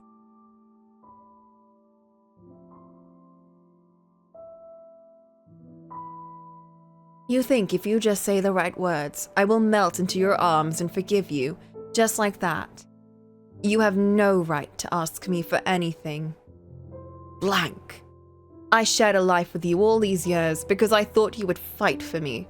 For us. But here we are. 7 years and no home, no land, still drowning in debt. I know I failed you. I know I'm not good enough. Drowning in debt? Whoa, what happened? I know I shouldn't have left you. But you did. And what did you gain from it? What did you get for abandoning us? What did you get for leaving your family to die while you off the prince like a good guard dog? A title? Gold? No. A pat on the back from the king and another bloody suit of armor to keep fighting in. Don't look at me like that. I can ask Lynn to forgive the debt. And what then? You think that scared little girl is going to let her brave big brother run away to the border? The minute she calls for you, you're going to forget that about building a new life and run back to like the hound you are. Whoa! Lynn is a Marchioness. She's grown now. She doesn't need me. What about when I needed you? Blank.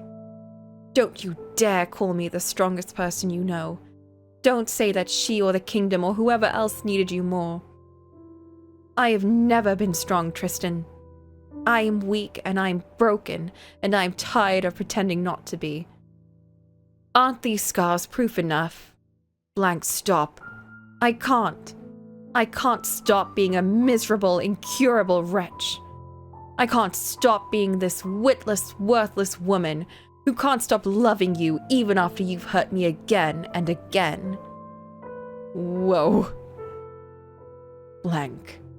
Whoa! What follows is silence when she shoves her claymore aside and seals his mouth with hers.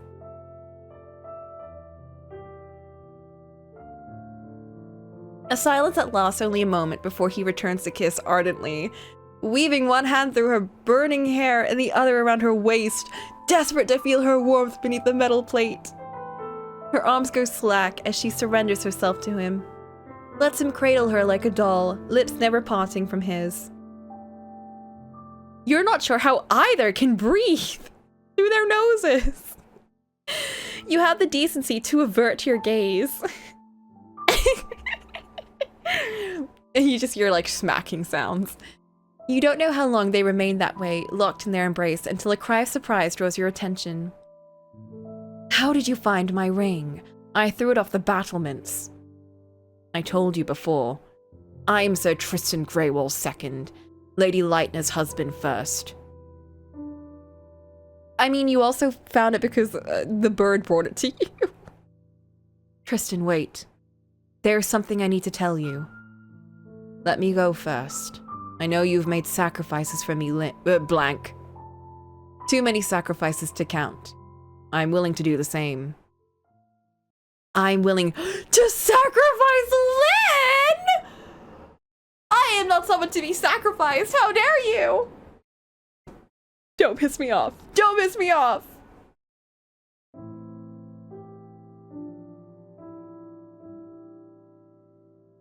Sacrifice me? What? No, you don't hear what comes after. You sink down to your knees instead, clutching the sides of your dress with frigid fingers. You are cold, as if all warmth has drained from your veins. Yet your heart beats rapid, its thundering filling your ears, making your head spin. My brother wants to run away with her. He doesn't care about me anymore. After a time, you struggle to stand up again. When you do, the courtyard is quiet. I don't support this relationship anymore. They must have finished whatever they needed to say. When you hear the faint sound of steel clanking, you hurriedly turn around and slip back into the great hall before either can spot you.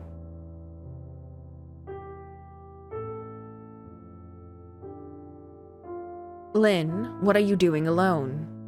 I don't know. Maybe because 2 of my knights ran off and started making out and saying that they were gonna abandon me and sacrifice me. Maybe that's why I'm alone. The traitor! The traitor asks casually as he strolls up to you. Yes, call him out, sis. Like nothing happened. You can barely keep your voice from breaking. I could ask you that. You're supposed to be my knight. What kept you? Lynn. His Highness, Prince Raymond has... What? The prince is here? I thought he wasn't going to show up.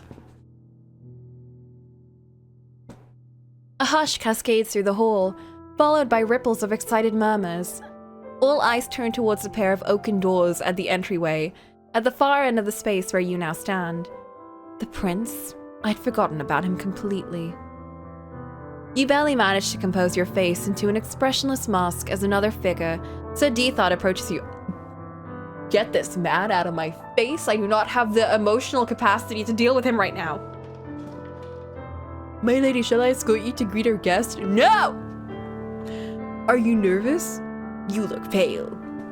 I'm fine, Sir Dethod. You don't feel fine, of course. We're also too pissed off at both of our knights to get escorted by them. Your body doesn't feel like your own.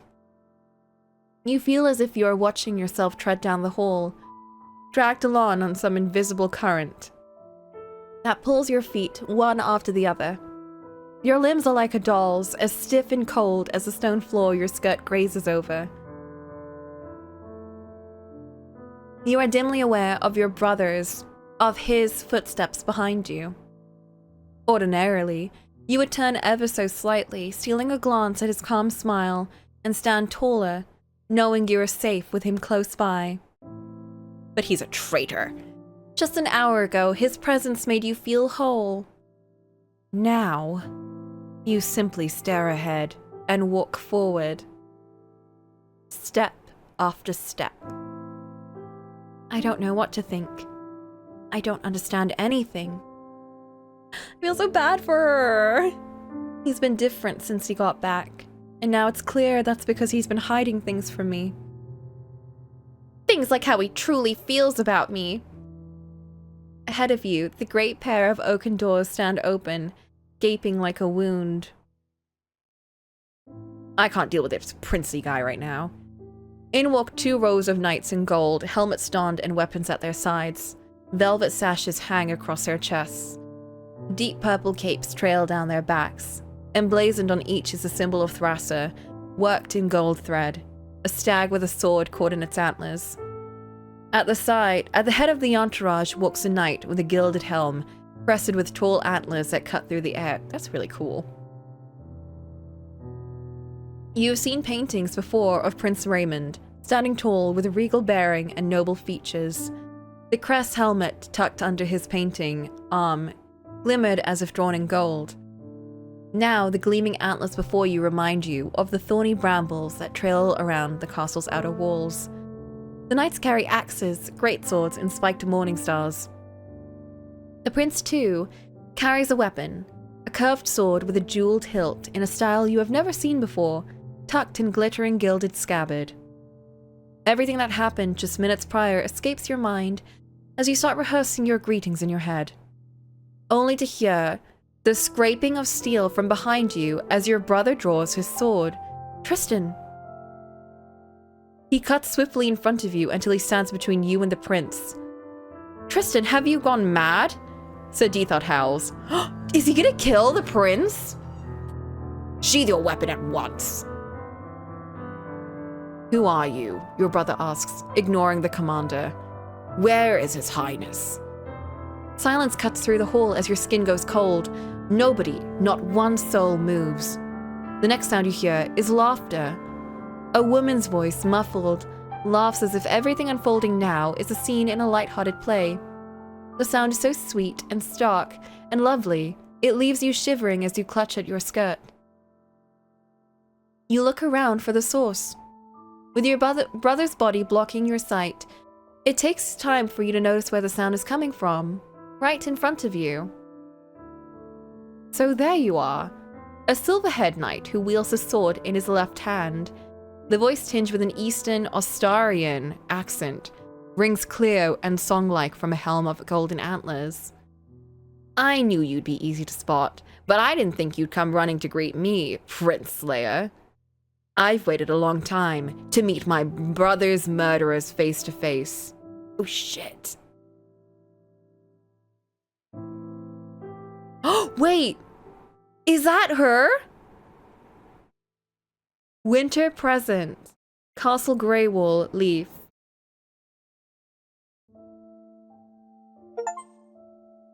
Along memory, recall the day of the tournament. No! I want to see what happened after! God damn it, Tristan. You're in the Great Hall on your gauntlets and polins when you return to the present again. Oh, we're back as Tristan now. I liked being Siegland. Tristan's too sad and depressing.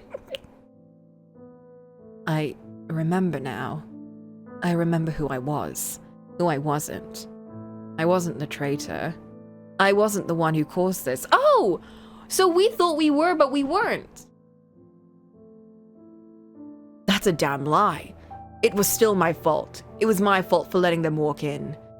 My fault for not being careful. Okay, so we didn't do this. Alright, wait, oh my gosh. Okay, that changes everything. My fault for believing that nothing could go wrong. My fault for only holding petty things that never mattered in my foolish heart. You stagger up, leaning onto a table for support. Your gauntlets claw into the stained cloth. The edge of the wood clangs against your cuisses. You trudge back through the hall in heavy crooked steps. Wait, what's in Tristan's codex? You are a lost soul drifted away from the sunless sea. You are on the cusp of remembering yourself and all that led you here. You must retrace the steps you took. You need to remember. And personage? The only person you need to worry about remembering is yourself. Okay, Tristan doesn't give a shit about anyone else, I guess.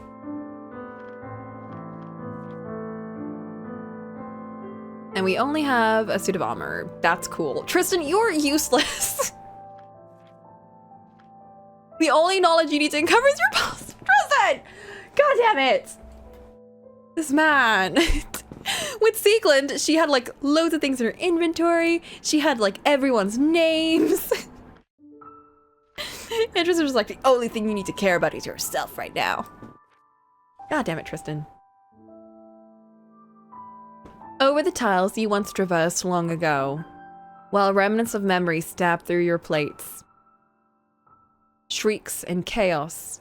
A spiked morning star bludgeoning a nobleman's skull, his blood painting the walls behind him. I did think that it was very strange that the Southern Prince was going to have like a morning star and a curved blade and everything. It felt like a very different kind of cultural thing, and also like carrying morning stars with you as a knight feels bizarre to attend like an event. Great sword maybe, but a morning star? It feels like you're going into an actual fight. Interesting. Another cleaved by an axe, dead before he can scream. A woman's dress drenched in crimson, her starched collar dyed red from the wound in her neck. Ooh. Somebody shouts an order, knights rush into the fray, but they are outnumbered. More men pour into the hall, no longer pretending to be royal soldiers. The knights are unprepared. Some don't even carry weapons. This was a day for games and jousts, mock battles and friendly duels, not this. Familiar voice tears at you like nails. Take Lynn, get her away. Stay alive. Ugh. Okay, so she wasn't. I thought she was maybe the prince because she had similar hair. You remember where you fled next. Somewhere twisting and cold where the darkness enveloped your footsteps. Where stone upon stone seemed to swallow you whole. Where something happened. The thread tugs on you. You do not resist its pull. And so you retreat to where your memories lie.